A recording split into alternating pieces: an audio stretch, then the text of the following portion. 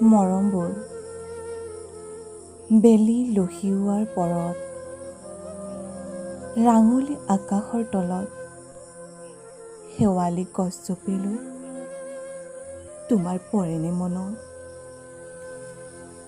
তুমি দিয়া সেই ফুলবোৰৰ লগতে মৰমবোৰ অতি মৰমেৰে আজিও আলফুলে সাৱটি ৰাখিছোঁ।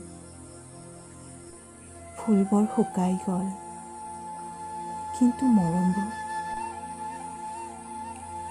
আশাৰ নিজৰা হৈ ধৰা দিছিলা তুমিয়েই।